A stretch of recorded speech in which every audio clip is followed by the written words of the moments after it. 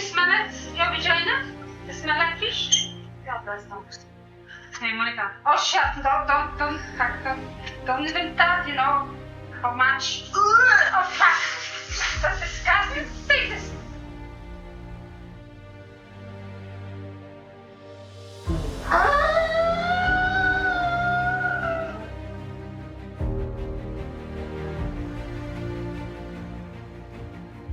Healthcare workers have maybe I have corona. So in America, if I have it, I won't feel that. The hospital healthcare workers contracted the virus. Each health workers notifying both have it.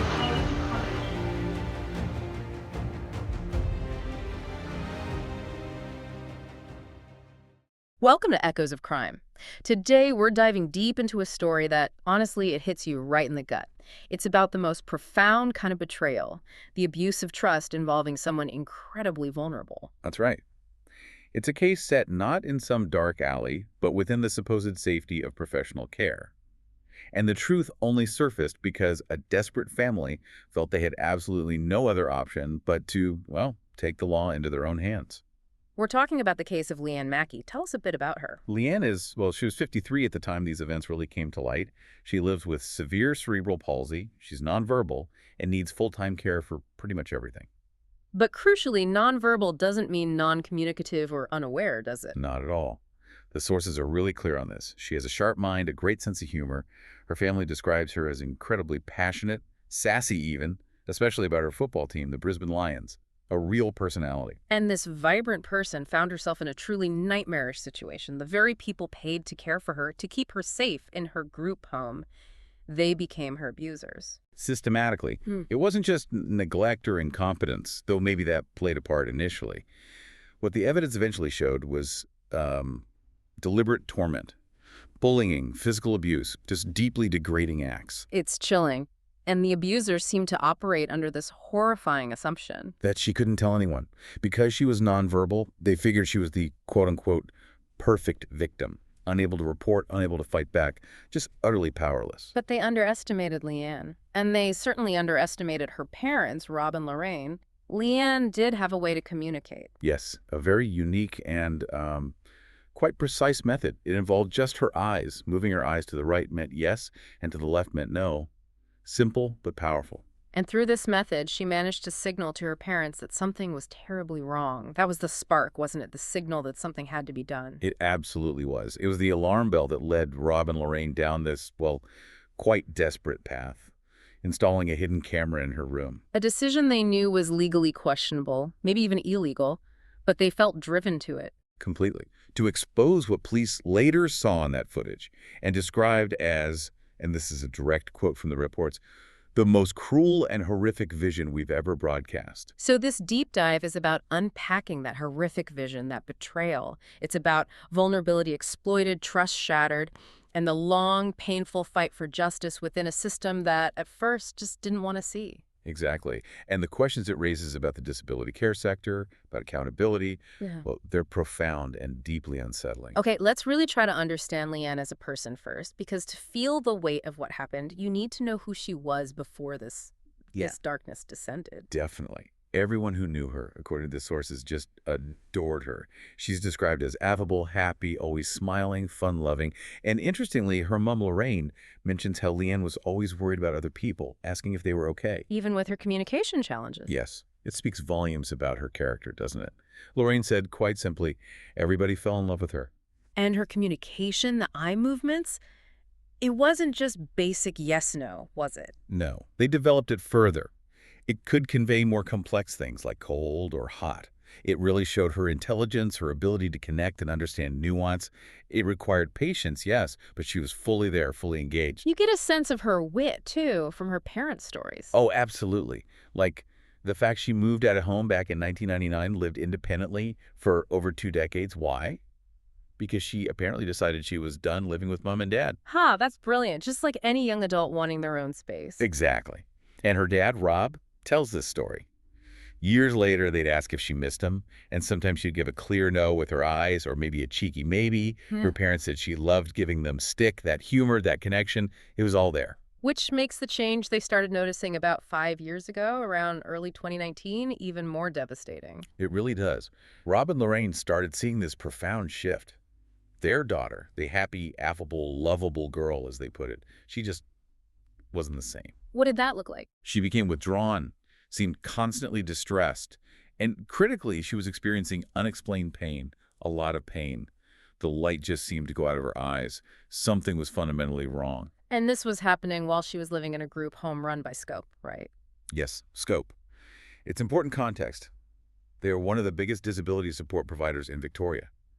A major organization, supposedly reputable, trusted with caring for vulnerable people. Leanne had actually lived in SCO housing for years, seemingly without major issues before this period. So when this distress and pain became undeniable, what did the Mackeys do?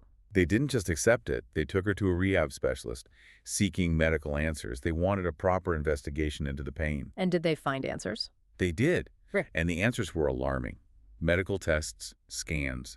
They revealed numerous old fractures, injuries that didn't make sense for her condition, or from, say, simple falls. Old fractures, meaning this had been potentially going on for a while. That's the implication, and the specialist didn't mince words. The report attributed these fractures to rough handling. Rough handling. By whom? By the staff.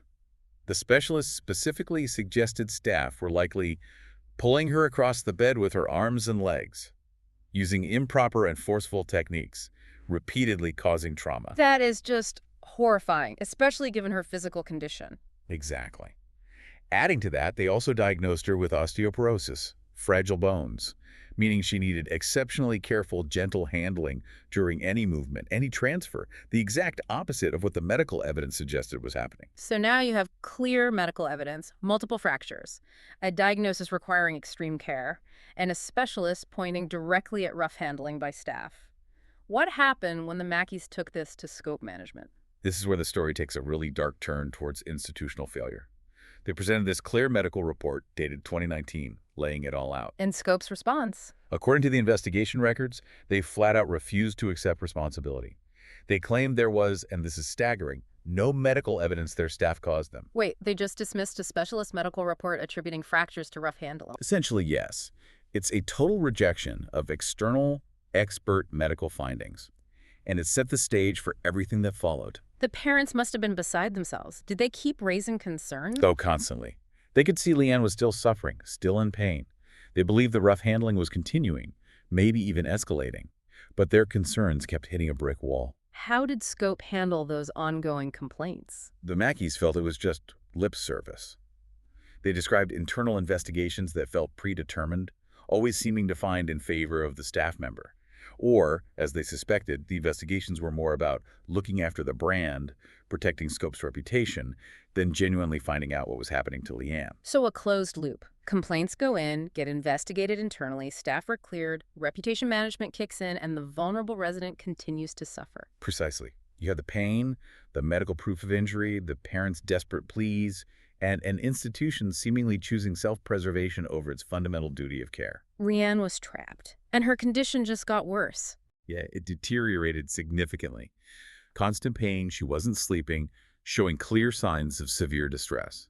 Her parents were watching this unfold, knowing something terrible was happening, but completely blocked by the system. They couldn't prove it through the official channels. And this is the point where, when all the proper channels fail you, doctors' reports are ignored, complaints are dismissed, what options are left for a family desperate to protect their loved one? It forces you into impossible choices, doesn't it? Rob and Lorraine were seeing their daughter waste away in distress. They reached that point of sheer desperation. What the heck's going on here? That's when they made the decision. To install the hidden camera. Yeah. To gather the evidence themselves, outside the system that had failed them. Did they grapple with the legality of it? Oh, yes. Lorraine specifically acknowledged it later. She said something like, hang on, it is illegal to put that camera in, but then immediately followed with, but I don't care. Her priority wasn't the law at that point. It was her daughter. She said, I had to put in for what's the best for her daughter. The risk to herself was secondary. An incredible act of parental love and desperation, really. Trading their own potential legal jeopardy for Leanne's safety. And that camera, it captured everything. It did. It exposed the actions of 3 specific carers. People Leanne relied on completely. Who were they? Monica Paniscoco, she was the most senior, apparently worked there for 17 years. Then Lisa Wilson, with 4 years of service, and Anastasia Mutz. These were the individuals entrusted with Leanne's most intimate care hygiene, feeding, moving her, everything. And the footage itself, how extensive was it? Hours and hours of it, just raw, unfiltered video. And the content. Detective Senior Constable Travis Kinghorn, who led the police investigation, used words like degrading, depraved, and dangerous. So this wasn't just neglect, this was active abuse. Active, calculated, and often seemingly casual cruelty. Yeah. It was like they were doing it for their own kicks, as the investigators put it. There was constant verbal and emotional abuse caught on camera. Like what? Shouting at her, taunting her. Things like, shut the F, shut up, stop yelling. Just constantly making her feel small, helpless, reinforcing her dependency in the cruelest way. Yeah. Pure humiliation. And the physical side, you mentioned degrading acts. Yes, and some were just stomach churning. There's one incident involving Lisa Wilson that's particularly vile. She's seen wiping Leanne's intimate area with special wipes. Okay, standard hygiene practice. But then she takes those same soiled wipes and rubs them across Leanne's face. Seriously? Yes, and then she's heard taunting Leanne, asking her, "Can you not face your ass?" That's beyond belief. It's not just disrespectful, it's a potential health hazard. It's deliberately sickening. Lorraine saw that footage. Can you imagine? She said she just couldn't understand how someone who acted friendly towards her, the mother, could do something so disgusting, so fundamentally lacking in basic human decency to her daughter. And it wasn't isolated incidents. No, the footage suggested a pattern. They were seen playing games with Leanne, but in a mocking way, making her smell herself, joking that she smelled like fish, just constant grinding humiliation designed to strip away any dignity she had left. It's hard to even process that level of cruelty, but then it got even worse, didn't it? Particularly concerning the timing. Yes. This escalated during the absolute height of the COVID-19 pandemic.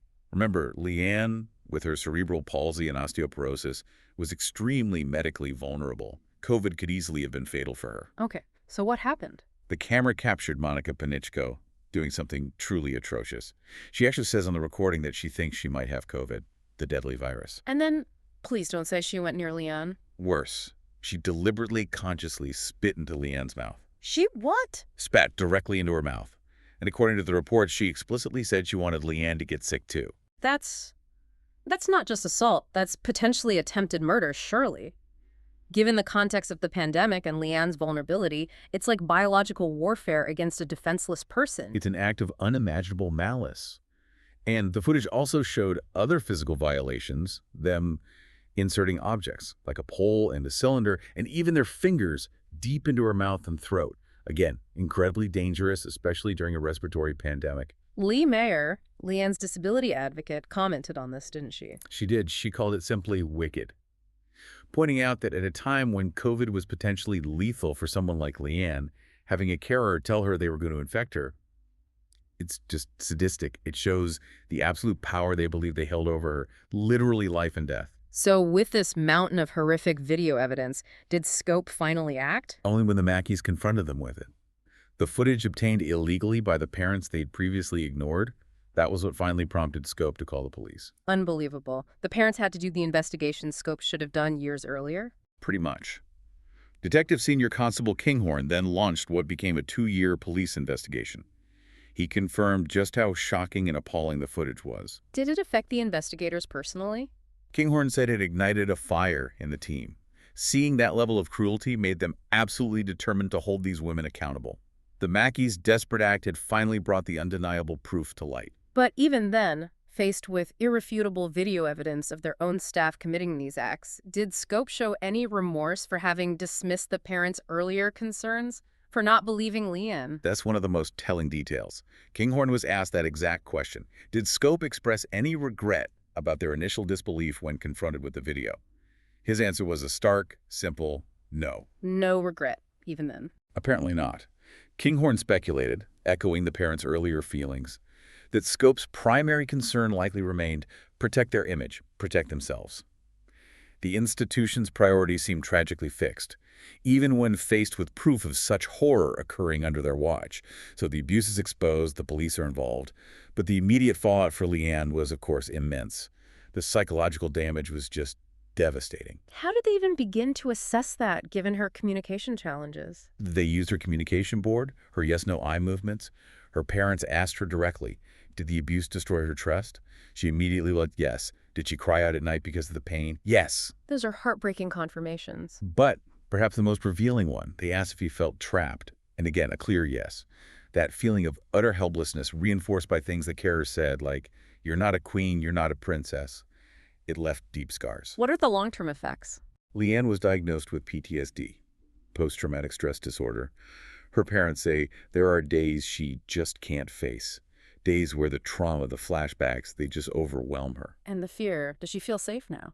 That's the really tragic part. She was moved to a new scope home, away from the abusers. But even now, she still indicates that she doesn't feel safe.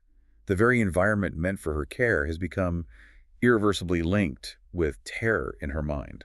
So the trauma is ongoing. What about the path to justice? The court case must have been complicated by how the evidence was obtained. Hugely complicated. That hidden camera footage was the absolute core of the case, the undeniable proof. But, as we discussed, Rob and Lorraine obtained it illegally. Which means the defense could argue it shouldn't be allowed in court? Exactly. And they did. This became the central legal battle. It is generally illegal in Victoria to record private conversations or activities without consent. So the defense lawyers argue vehemently that this illegally obtained footage, however damning, was inadmissible. What would have happened if they had succeeded? The case likely would have collapsed. Without the video, it would have been incredibly difficult, maybe impossible, to prove the specific assaults beyond a reasonable doubt.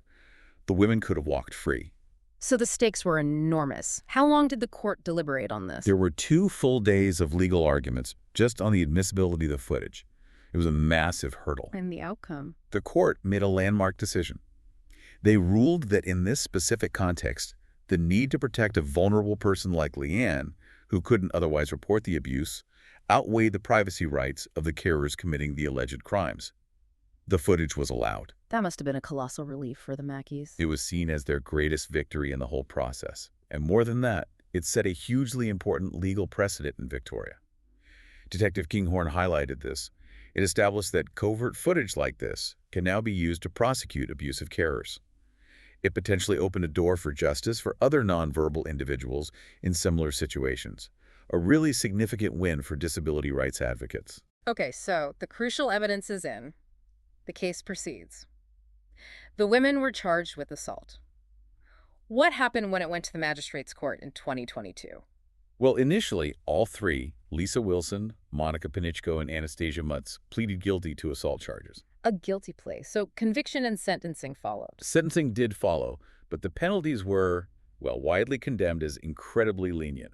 Minor fines, some unpaid community service. The family and advocates called it a slap on the wrist. Given the severity of the abuse shown on tape, that seems disproportionate. Massively disproportionate. But then it got even worse. All 3 women appealed those already lenient sentences. They appealed. What were they hoping for? 0 consequences. It almost seems that way, looking at the outcomes. This is where the legal system delivered what felt like the final blow to the Mackeys. Okay, break down the appeal results for us. What happened with Wilson and Mutz? For Lisa Wilson and Anastasia Mutz, involved in the rough handling, the taunting, that disgusting hygiene incident, the appeal court confirmed the charges were proven. The facts stood. But they decided no convictions would be recorded. No convictions recorded. What does that actually mean in practice? It's a legal mechanism where, yes, the court acknowledges you did the act, your guilt is proven, but they choose not to put a formal conviction on your criminal record. So they walk away without a criminal record, despite being found to have committed these assaults. Effectively, yes. Yeah. Which has huge implications, obviously. It means they don't necessarily have to declare it for certain jobs. Background checks might not pick it up. It fundamentally undermines accountability. It prioritizes their future prospects over the harm they inflicted. That's shocking. And what about Monica Panichko, the one with the longest service, the spitting incident, the one who seemed like the ringleader? Her outcome was, in many ways, even more baffling and arguably lenient. She was allowed to withdraw her guilty plea altogether. Withdraw it? After pleading guilty? Yes. And instead, she entered something called a diversion program. Diversion? What does that entail? It's another legal pathway that avoids a formal finding of guilt. Typically, the person has to acknowledge responsibility in some way, maybe meet certain conditions. In her case, the conditions were reportedly just writing a formal apology to Leanne and making a donation to charity. An apology and a donation for spitting in a vulnerable person's mouth during a pandemic after claiming she might have COVID. That appears to be the substance of it. And the kicker is, if she completes this program successfully, which essentially means writing the letter and the check, by August of the following year, there will be no finding of guilt recorded against her at all. No criminal record whatsoever. I'm speechless. That feels utterly disconnected from the severity of the actions described. How did Rob and Lorraine react to this? Absolute outrage. Understandably. They felt the women got off very lightly, which seems like a massive understatement.